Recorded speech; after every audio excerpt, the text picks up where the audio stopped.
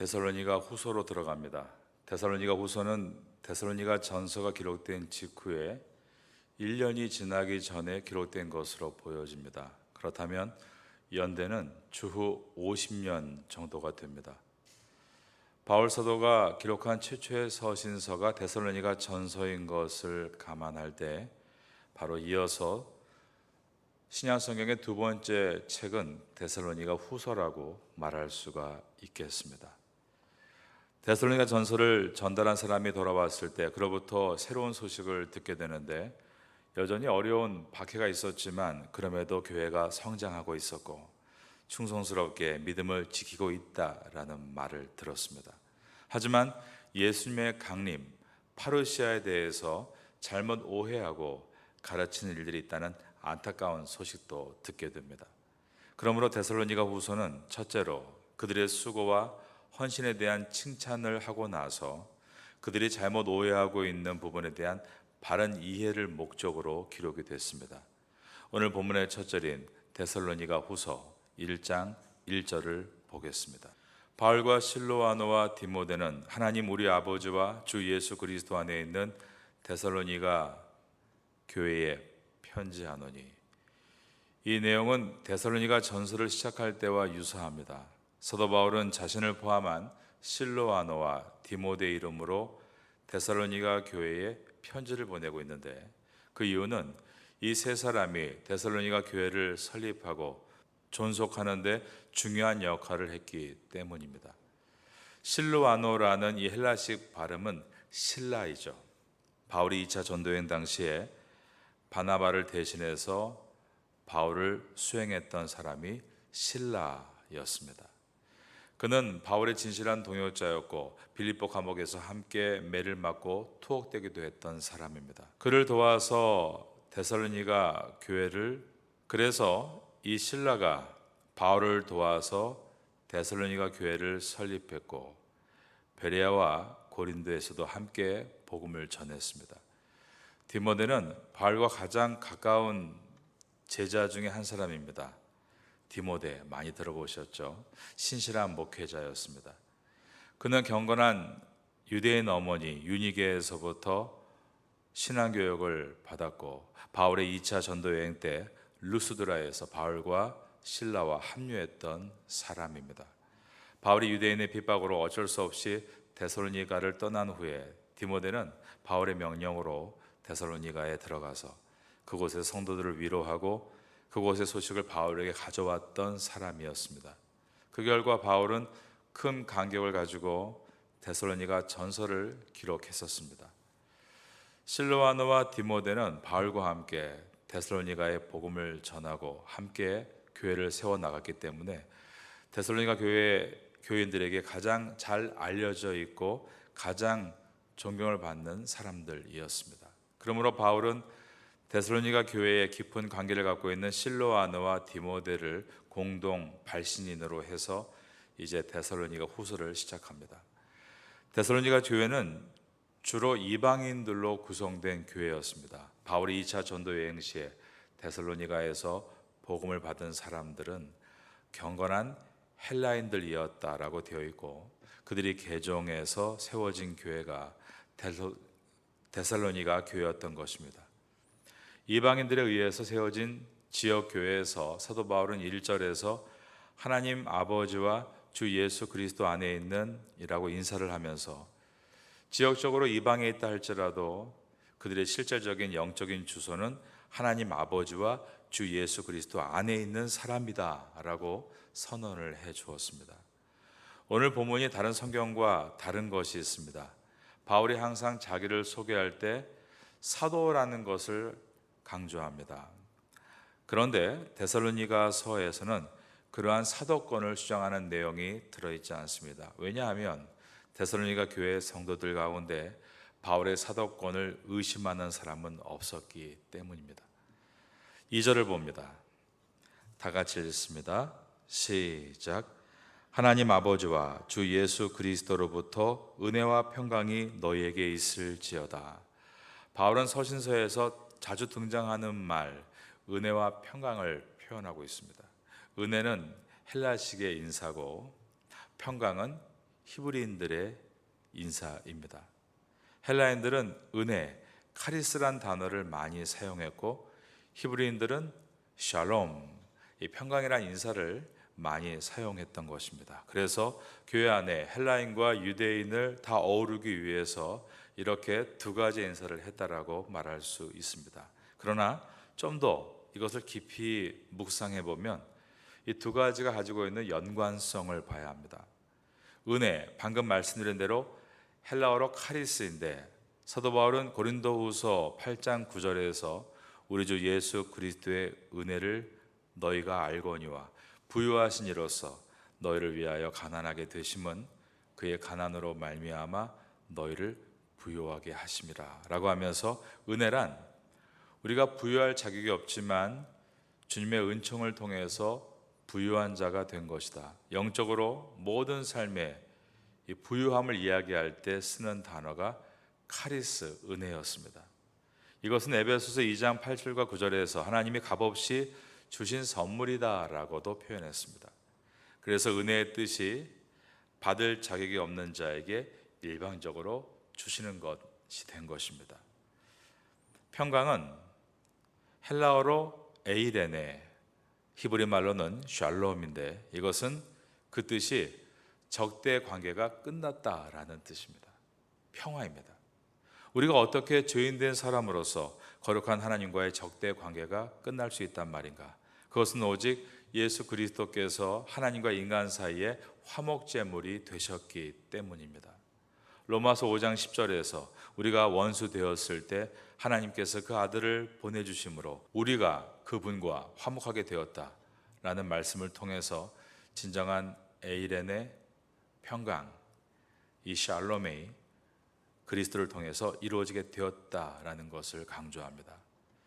그래서 사도 바울은 이것을 분명하게 설명하기 위해 두 가지로 나누었고 은혜, 카리스와 샬롬, 평강을 이야기한 것입니다. 이 단어를 기억할 때 오직 우리는 예수 그리스도를 떠올리게 됩니다. 일방적으로 주신 은혜로 인해 우리가 구원을 받았고 그분의 대속의 죽음을 통해 우리는 하나님과 화목하게 되었기 때문입니다. 오늘도 우리가 은혜가 있고 평강이 있는 유일한 길은 오직 예수 그리스도 안에 있을 때입니다. 오늘도 삶에서 오직 예수 그리스도를 고백하며 살아가시기를 바라겠습니다. 3절 말씀입니다. 3절을 다 같이 읽겠습니다. 형제들아 우리가 너희를 위하여 항상 하나님께 감사할지니 이것이 당연함은 너희의 믿음이 더욱 자라고 너희가 다 각기 서로 사랑함이 풍성함이니. 3절을 깊이 읽어보면 그저 그냥 인사말이 아니라 사도 바울이 가슴에 벅차하고 있는 고백임을 보게 됩니다. 항상 하나님께 감사할지니, 이 말은 항상 데살로니가 성도 여러분들을 생각했다라는 뜻입니다.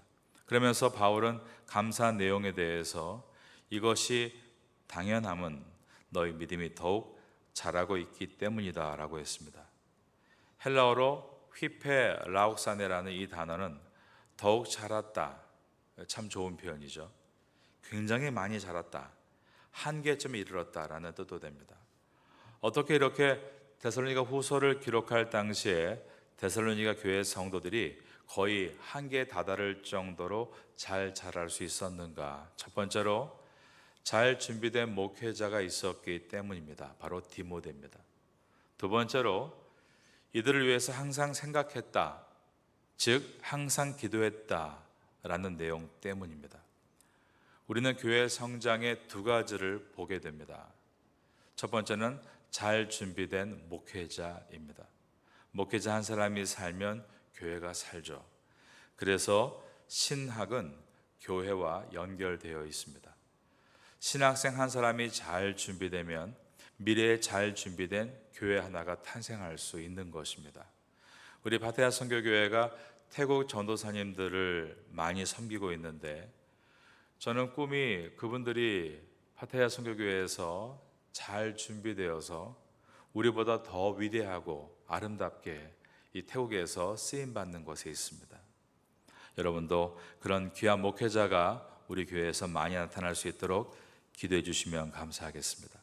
또한 우리가 좋은 교회, 은혜로운 교회로 성장하기 위해서는 두 번째로 기도라는 것입니다. 여러분, 기도하는 교회는 망하지 않습니다.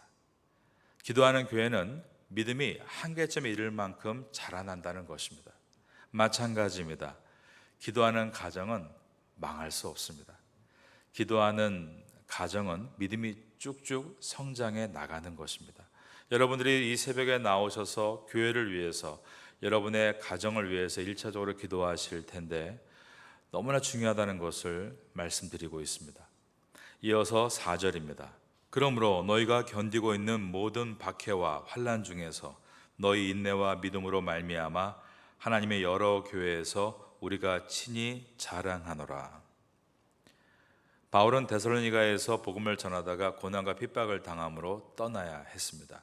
그가 떠난 다음에 그 모든 고난의 몫은 데살로니가 성도들의 몫이 됩니다. 이 핍박은 예수님을 믿는 믿음으로 말미암아 얻게 되는 외부로부터 오는 박해였습니다. 그러나 감사하게도 데살로니가 성도들이 이 밖에 있는 환난에 대해서 잘 인내했고, 그것은 그 지역에 있는 여러 마케도니아 사람들에게 모범이 되었다라는 말입니다. 성도는 신앙을 잘 지키는 과정에 있어서 고난을 당할 수밖에 없습니다. 우리가 비단 태국에 살면서 종교적인 압박을 당하지는 않습니다. 태국은 종교의 자유가 있는 나라이기 때문입니다. 주변의 베트남과 라오스와 그 외 중국 같은 나라에 비해서 신앙의 자유를 많이 누리고 살고 있는 것은 분명합니다.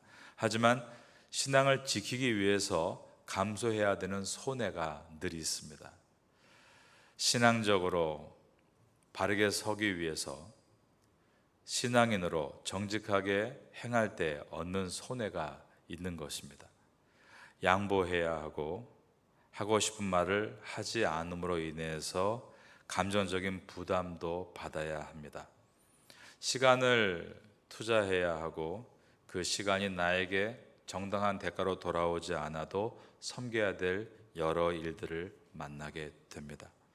오해를 받을 수도 있고 무시를 당할 수도 있습니다. 그러나 이것도 그리스도의 보혈로 구원받은 주님의 자녀에게 고난으로 오는 것이라면 우린 그 고난을 기쁘게 받아야 한다는 말씀입니다. 하지만 성도가 그리스도를 위해서 받는 이 고난들에 대해서 성경은 그것은 반드시 좋은 곳으로 돌아오게 될 것이다 라고 말씀합니다. 베드로후서 1장 6절에 보면 너희 믿음의 확실함은 불로 연단하여도 없어질 금보다 더 귀하여 예수 그리스도께서 나타나실 때에, 그 다음 보니까 칭찬과 영광과 존귀를 얻게 할 것이니라 라고 되어 있습니다. 하나님은 성도가 고난을 당할 때 그 고난을 피하게 하지 않으시고 어떤 때는 통과하게 하시면서 오히려 그 고난을 유용하게 사용하십니다. 고난을 선용하실 때가 있다는 것입니다. 연단된 믿음은 항상 고난을 통과하여 얻어진다는 것도 잊지 말아야 됩니다. 그러므로 고난의 유익에 대해서 오늘 본문도 같은 말씀을 합니다. 5절을 봅니다. 이는 하나님의 공의로운 심판의 표요 너희로 하여금 하나님의 나라에 합당한 자로 여김을 받게 하려 함이니 그 나라를 위하여 너희가 또한, 그 다음 절을 따라합니다. 고난을 받으라. 고난을 받느니라 라고 되어 있습니다. 6절입니다. 너희로 환난을 받게 하는 자들에게는 환난으로 갚으시고. 본절은 하나님의 공의를 우리에게 말씀하면서 하나님께서 악을 행하는 자들의 죄를 간과하지 않으시고 반드시 형벌을 내리시고 선한 일을 행한 자에게는 반드시 상을 내린다라고 하십니다. 너희로 환난을 받게 하는 자들에게는 환난으로 갚으시고, 이 단어는 합당한 것으로 돌려준다라는 뜻입니다.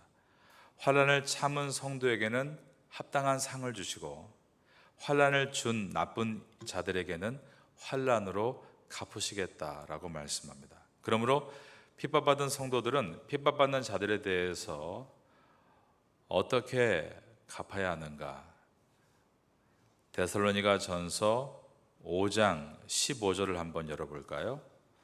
우리 예전에 봤던 말씀인데 데살로니가 전서 5장 15절을 보겠습니다. 삼가 누가 누구에게든지 악으로 악을 갚지 말게 하고 서로 대하든지 모든 사람을 대하든지 저를 따라합니다. 항상 선을 따르라. 우리는 항상 원수 갚으시는 분은 하나님이시다라는 것을 잊지 말아야 합니다. 그리고 우리가 해야 될 일은 항상 선을 도모하는 것이다라는 것도 잊지 말아야 합니다. 왜 그럴까요? 주님이 우리에게 모든 것을 상으로 갚아주실 것이기 때문입니다. 베드로전서 3장 9절도 같은 말씀이 나오고 있습니다. 악을 악으로 욕을 욕으로 갚지 말고, 여기에 보니까 욕을 욕으로 갚지 말라라고 되어 있네요. 여러분, 욕 먹는다고 욕하지 마시기 바랍니다. 누가 우리에게 욕하면 그 욕도 맛있게 드십시오. 그리고 우리가 할 일은 그들을 축복하는 것입니다. 그러면 하나님께서 거기에 응당한 결과를 만들어 주시고 축복한 우리의 입술에는 축복으로 함께 주실 줄로 믿습니다. 그래서 베드로 전서에서는 악을 악으로 욕을 욕으로 갚지 말고, 그 다음 보니까 도리어 복을 빌라, 기가 막힌 말씀이 나왔습니다. 도리어 복을 빌라. 왜 그렇습니까? 그 복이 나에게 돌아오기 때문입니다. 데살로니가 전서 1장 7절을 봅니다. 환난을 받는 너희에게는 우리와 함께 안식으로 갚으시는 것이 하나님의 공의이시니 주 예수께서 자기의 능력의 천사들과 함께 하늘로부터 불꽃 가운데에 나타나실 때에, 주님의 강림을 말하는 것입니다. 헬라어로 파루시아입니다. 8절에 하나님을 모르는 자들과 우리 주 예수의 복음을 복종하지 않는 자들에게 형벌을 내리시리니 이런 자들은 주의 얼굴과 그의 힘의 영광을 떠나 영원한 멸망의 형벌을 받으리로다. 그날에 그가 강림하사 그의 성도들에게서 영광을 받으시고 모든 믿는 자들에게서 놀랍게 여김을 얻으시리니 우리의 증거가 너희에게 믿어졌음이라. 이어서 11절입니다. 이러므로 우리도 항상 너희를 위하여 기도함은 우리 하나님이 너희를 그 부르심에 합당한 자로 여기시고 모든 선을 기뻐함과 믿음의 역사를 능력으로 이루게 하시고. 이러므로 11절의 이 단어는 앞문단 전체 5절에서 10절까지를 압축하고 있는 말씀입니다. 이러므로 이러한 목적을 위해서 여러분이 고난을 잘 참고 인내하고 하나님 앞에 서기 위해서 사도 바울은 우리도 항상 여러분을 위해서 기도한다라고 말을 했습니다. 이러므로 우리도 항상 너희를 위하여 기도함은, 이 11절의 말씀은 첫째로 우리 하나님이 너희를 그 부르심에 합당한 자로 여기시고 라고 되어 있는데, 합당하다는 말은 어긋나지 않다라는 뜻입니다. 하나님 앞에 부르심 받은 그 뜻에 어긋나지 않게 살기 위해 바울은 기도한다라고 했습니다. 그런데 여러분 아시겠지만 우리가 어떻게 어긋나지 않을 수가 있겠습니까?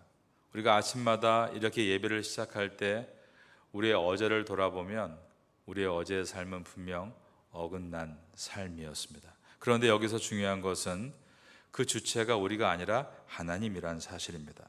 이러므로 우리도 항상 너희를 위하여 기도함은, 그 다음 보니까 우리 하나님이 너희를 그 부르심에 합당한 자로 여기시고 모든 선을 기뻐함과 믿음의 역사를 능력으로 이루게 하시고 라고 되어 있는 것입니다. 사도 바울은 하나님이 어떤 분인가를 분명하게 보여주고 있습니다. 하나님은 우리의 길을 인도하시는 분이다. 우리를 합당하게 인도하시고 어긋나지 않게 이끌어 가시는 분이다. 어쩌면 그 은혜가 있기 때문에 오늘까지 우리가 살고 있다라고 말할 수 있겠습니다. 실수하고 잘못해도 우리가 다시 이 자리에 올 수 있는 것은 내 힘과 내 지혜가 아니라 그분이 나를 합당하게 여기시고 어긋나지 않도록 이끌어 가시기 때문입니다. 12절을 보겠습니다. 우리 하나님과 주 예수 그리스도의 은혜대로 우리 주 예수의 이름이 너희 가운데서 영광을 받으시고 너희도 그 안에서 영광을 받게 하려 함이라. 12절도 11절과 연장된 문장으로서 우리 하나님과 우리 주 예수 그리스도의 은혜가 우리 가운데 나타나서 하나님께서 영광을 받으시고 우리도 그 영광 안에서 받아 누리기를 원한다라고 되어 있는데, 우리가 어떻게 하나님의 영광을 누릴 수 있는가? 정말 우리가 하나님 앞에 우리의 삶을 최선을 다했을 때 하나님께 영광을 돌릴 수 있겠습니까? 여러분, 우리가 하고 있는 사역이 정말 하나님의 영광이 될 만큼 좋은 것이라고 확신할 수 있으십니까? 우리의 사업이 정말 하나님께서 받으실 만큼 아주 크고 위대한 사업이라고 말할 수 있겠습니까? 이 말은 우리 힘으로 되는 것이 아니라 주 하나님, 즉 예수님의 은혜로 이것이 되어지는 것이다 라는 표현입니다. 12절을 다시 보겠습니다. 우리 하나님과 주 예수 그리스도의 은혜대로, 거기 보니까 은혜대로, 그러므로 우리가 어떻게 하나님 앞에서 어긋나지 않을 수 있는지, 어떻게 우리의 일들이 하나님 앞에서 영광이 될 수 있는지, 이것에 대해서 12절은 분명한 답을 보여주고 있습니다. 주체가 우리가 아니라는 것입니다. 여러분들 자녀를 키워보셨을 때 기억하실 겁니다. 자녀를 키울 때 아이가 부모한테 도움이 될 수가 없죠. 아이들이 속구장난하면서 흙 퍼가지고 아빠 드세요 하면 아빠가 막 냠냠냠 그러면서 기쁘게 먹는 척을 하죠. 부모님의 마음은 자녀들이 예쁘게 잘 커서 훗날 반듯하게 서는 것을 원하고 있습니다.